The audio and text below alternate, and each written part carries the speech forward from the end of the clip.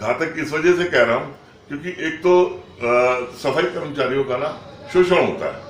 शोषण इस तरह से होता है, क्या उनको एक बहुत कम 8-9 हज़ार की तनख्वाह में काम करवाते हैं, 12-12 घंटे की ड्यूटी लेते हैं, और जबकि निगम के अंदर अगर कोई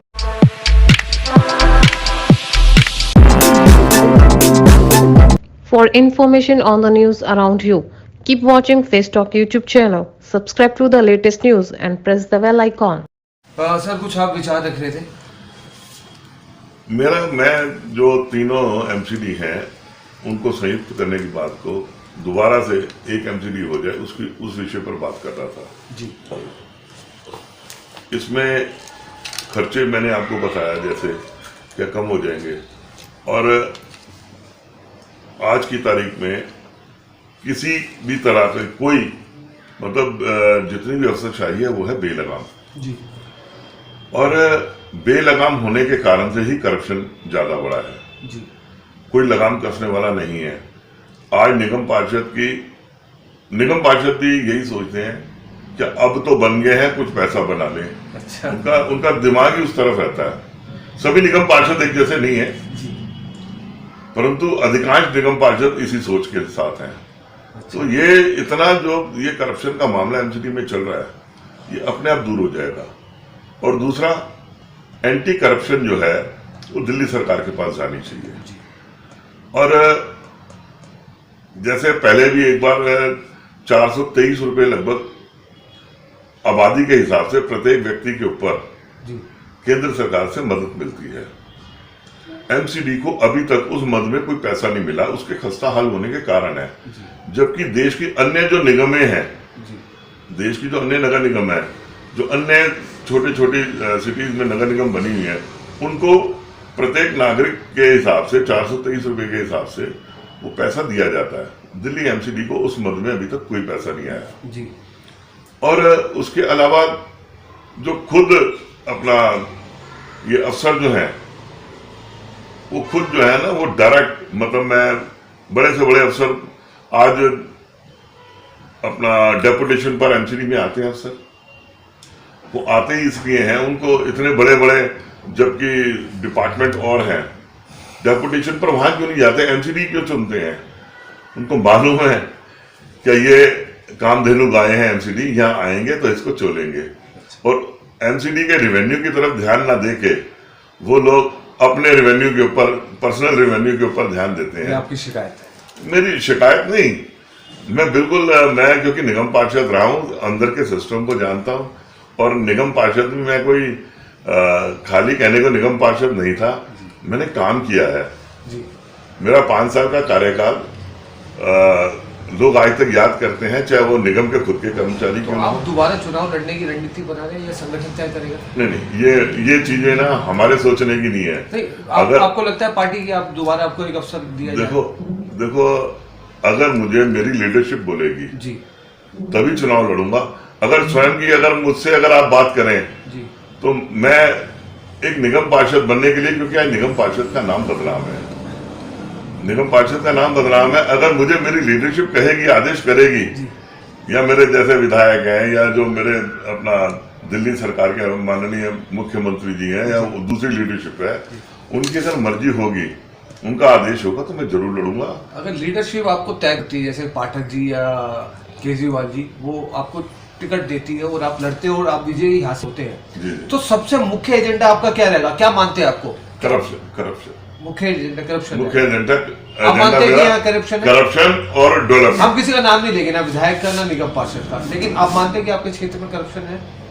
हमारे क्षेत्र में करप्शन मैं ज्यादा, दिल्ली में एमसीडी में करप्शन है। आपने मेरे क्षेत्र का पूछा, विधायक की तो अभी इस तरह की कोई शिकायत आई नहीं। अगर आएगी तो हम, आएगी तो मैं पहला आदमी रहूंगा। काउंसलर कौन है? काउंसलर यहाँ 3, मैं किसी का नाम नहीं लेना चाहता जी। यहाँ अपना शायद राजा इकबाल सिंह जी। नहीं, यहाँ से अपना हमारा मॉलटाउन क्षेत्र है, वार्ड 77 है ये। रिंकू माथुर सामने वाले इलाके से हैं, इधर इस क्षेत्र से सीमा गुप्ता है। अच्छा। तो आप, मैं ज्यादा बात नहीं करता, आप मैं यहाँ गुजरावाला टाउन सीमा में। गुप्ता जी से मिला हूँ जी, और उनके विचार हमारे चैनल पे है, जी जी। इससे मैं नहीं, मैं वही आपसे कह रहा हूँ, आप मेरी बात पर भरोसा मत करें। आप मैं गुजरावाला टाउन में रहता हूँ, मेरे इधर डेरावाल की मार्केट है, माल्टन सेकंड है, इधर भामाशाह मार्ग है, प्रताप बाग है, कमला नगर है, रूपनगर है हमारा। ये सारा इतना बड़ा इलाका है, लालबाग का इलाका है, संगम पार्क का। हम वहाँ जाए और किसी आम नागरिक से पूछे, कोई रेडी पटरी वाले से पूछे उस बेचारे की क्या हालत है। मैंने अपने समय के अंदर जितने भी एलआई थे, मैंने सबको एक इंस्ट्रक्शन दे दी थी, किसी रेडी पटरी वाले से अगर किसी ने 1 रुपए की भी वसूली की तो मुझसे बुरा आदमी कोई नहीं होगा। 2 लोग सस्पेंड किए मैंने, जो उस समय मैंने 2 एलआई सस्पेंड किए थे, करवाए थे मैंने। कारण क्या, जो करप्शन करेगा मैं उसको छोड़ूंगा, उसके खिलाफ है, उसको मैं बहुत अगेंस्ट हूँ। आज मेरे को लोगों ने बहुत बदनाम करने की उस समय भी कोशिश की, क्या राज खुराना ये है, राज खुराना वो है, राज खुराना ने पैसा बना लिया, ये कर दिया। अरे पैसा तो भगवान का दिया, मेरे पास मेरा व्यापार है, मैं व्यापारी हूँ मैं। हाँ, तो मेरे पास ईश्वर की पहले से ही कृपा है, मुझे इन चीजों की आवश्यकता नहीं है। और अभी तो आप जन कल्याण के लिए बढ़ चढ़ के हिस्सा ले। मैं तो लगा मैं तो कह रहा हूँ, आज लगभग 41-42 बरस हो रहे हैं, मैं तो लगातार मतलब एक ही ट्रैक पर चले जा रहा हूँ। मैंने कभी लेफ्ट राइट होने की कोशिश नहीं की। मैं जो सेवा भाव है वो रहेगा हमेशा, जब तक सांस है तब तक ये काम चलता रहेगा। चलिए, प्रोग्राम की विदाई का समय है, क्योंकि आपका भी मूल्यवान समय है। आपने कहा कि मुझे व्यवसाय भी करना होता है। एक आखिरी बात मैं आपसे कहना चाहूँगा, फेस वार्ता के माध्यम से, कैमरे हमारे, विचार आपके, क्या कुछ आप अपने भारतवासियों से, अपने क्षेत्रवासियों से कुछ कहना चाहेंगे, कोई संदेश? क्योंकि मैं एक बात आपसे और कहना चाहता हूँ कि बॉम्बे में लॉकडाउन लग चुका है, स्कूल खुले थे वो भी बंद हो चुके हैं, और बाकी संदेश जो आप देना चाहें। देखो, ऐसा मुझे लग रहा है, क्योंकि जिस तरह से महाराष्ट्र के अंदर या अपना केरल के अंदर या राजस्थान के अंदर कोरोना के मामले बढ़े हैं जी। मेरा सिर्फ दिल्ली के लोगों से ये कहना है कि केजरीवाल जी ने बहुत मेहनत की है इस कोरोना को काबू पाने में। उन्होंने रात दिन एक किया है, पूरी की पूरी आम आदमी पार्टी की टीम लगी रही। माननीय हमारे सांसद जो है संजय सिंह जी, क्योंकि अब वो उत्तर प्रदेश का प्रभार है उनके ऊपर, जिला पंचायत की चेयर। हाँ, उत्तर प्रदेश का प्रभार है, वो उत्तर प्रदेश में व्यस्त है। जब तक वो यहाँ थे, आज से 3 महीने पहले तक, वो खुद मॉनिटर करते थे सारी चीजों को, और उन्होंने खुद एक घर में, एक झुग्गी में संजय सिंह जी ने और उनकी धर्मपत्नी ने इतना काम किया है, मैं आपको बता नहीं सकता कोरोना के ऊपर।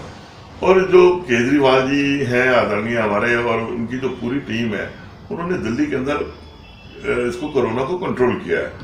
अब इसका केवल एक मात्र यही रास्ता है, क्या महाराष्ट्र या केरल वाली या राजस्थान जैसी या पंजाब जैसी हालत दिल्ली में ना हो।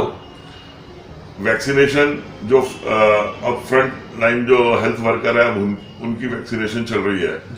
पहले तो हेल्थ वर्कर अपनी वैक्सीनेशन करवाएं, फिर हर आदमी वैक्सीनेशन के ऊपर गौर करे। परंतु लापरवाही जहां बरती, सावधानी हटी दुर्घटना घटी, ये बिल्कुल इसके ऊपर सटीक बैठती है। आपने जहां हाथ धोने, अपना निरंतर हाथ धोते रहे, मास्क लगा कर रखें, और सफाई का विशेष ध्यान दें। घरों के आसपास कूड़ा ना इकट्ठा होने दें, ना फैलने दें। और केजरीवाल जी खुद ये डेंगू के ऊपर भी बड़ी जबरदस्त पकड़ बनाई, इन्होंने बड़ी सफलता मिली उनको। जिस तरह से हर रविवार को उन्होंने एक मुहिम चलाई थी, क्या मतलब 10 मिनट के लिए अपने घर के सारे जो गमले हैं या जो ऐसी कुछ जगह है जहां पानी इकट्ठा है उसकी सफाई करें। तो इस मुहिम को मतलब बिल्कुल अपने दिमाग में रखें। डेंगू और ये कोरोना, इससे बचाव का एक ही तरीका है, अपने सफाई रखें, और कोरोना से बचाव का यही तरीका है, हाथ धोते रहें, मास्क लगा कर रखें, कोई लापरवाही ना करें, सोशल डिस्टेंसिंग का पालन करें। उसी से ही केजरीवाल जी ने सफलता प्राप्त की। जो उन्होंने दिल्ली से एक जो मैसेज दिया है ना, अपना होम आइसोलेशन का, ये शुरुआत आदरणीय केजरीवाल जी ने दिल्ली में शुरू की थी, और जो उसके बाद पूरे भारतवर्ष में ये फैली। तो ये एक, मैं कह रहा हूँ, एक अच्छी सोच के साथ अगर आप कोई ईमानदारी से काम करते तो उसके रिजल्ट मिलते हैं। दिल्ली इसकी गवाह है। जी, धन्यवाद सर। Thank you. ये थे राज खुराना जी। राज खुराना जी की दो बात मुझे बहुत अच्छी लगी। एक तो उन्होंने कहा कि मैं जन कल्याण ऐसे ही करता रहूंगा, पार्टी मुझे लीडरशिप चुने।